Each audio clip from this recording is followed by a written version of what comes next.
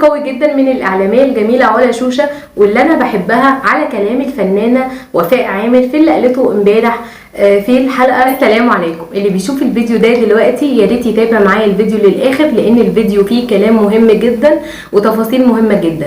تابعوا معايا الفيديو. قبل ما ابدا فيديو النهارده واتكلم عن رد الاعلاميه الجميله علا شوشه على الفنانه وفاء عامر، ان انا اتكلم عن فيديو مؤثر جدا انتشر على السوشيال ميديا. الفيديو ده فيه رساله من تبكي وهي مقهوره ان اولادها مستقبلهم هيضيع. رسالة الأم المقهورة جدا والمؤثرة جدا واللي أثرت فينا كلنا، إنها هي بتقول كده في رسالتها في الفيديو: أنا مش قادرة أأكل عيالي وأشربهم.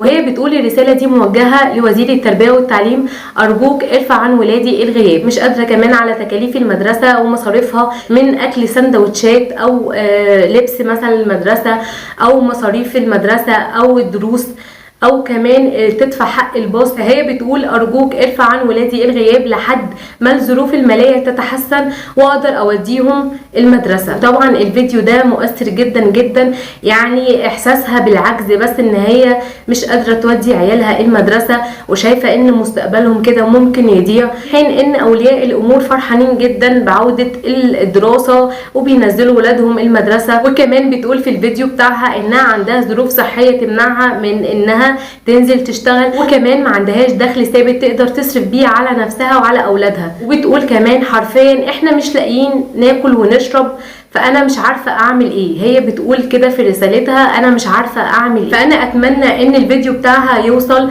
لوزير التربيه والتعليم علشان يرفع عن اولادها الغياب لحد ما الظروف الماليه عندها تتحسن وتقدر توديهم بعد كده. بجد اللي احترمته في الست دي انها مش طالعه تشحت مثلا او تستعطف الناس او تنزل فيديوهات مثلا على برنامج التيك توك وتقول كلام خادش للحياة علشان تعرف تجيب فلوس.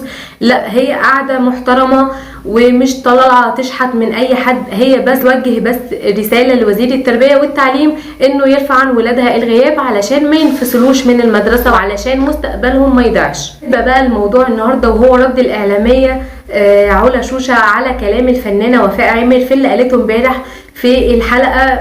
طبعا ورسالة الفنانة وفاء عامر كانت بتقول فيها لإدارة قناة الشمس وللمذيعة علا شوشة، بتقول لهم فيها ان الظلم ظلمات، وان ام مكة معاها 4 ولاد بتصرف عليهم وكمان بتصرف على ولاد اخوها، وهي دلوقتي محبوسة ومش قادرة تصرف على ولادها ولا على ولاد اخوها. بتقول لهم فيها: ازاي انتوا عارفين تناموا وتحطوا راسكم على المخدة وتحلموا احلام سعيدة في حين يعني ان ام مكة محبوسة. وبتقول كمان انها بعتت لإدارة الشمس وبعتت للمذيعة علا شوشة شات بيوضح دليل البراءة. فكان رد الإعلامية علا شوشة على كلام الفنانة وفاء عامر بتقول لها: ايوه احنا بنعرف ننام وبنصحى مرتاحين جدا وضميرنا مرتاحة جدا جدا، لان احنا مش طرف في اي قضية من القواضي، وكمان مش حوالينا اي علامة استفهام. وكمان الاعلامية علا شوشة بتقول للفنانة وفاء عامر: بالنسبة للشات اللي انت بتقولي ان في شات ما بينك وما بيني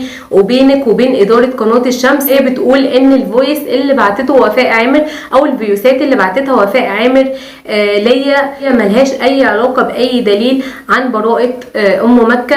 هي مجرد بس بتقول لها: يا ام مكة امشي. كمان بتقول لها: انا مش جهة تحقيق علشان اعرض او انزل الفيديوهات دي عندي في البرنامج، ولو الفيديوهات دي فيها دليل البراءة كنت حضرتك نزلتيهم عندك على صفحتك الشخصية او كنت تقدميهم للنيابة العامة.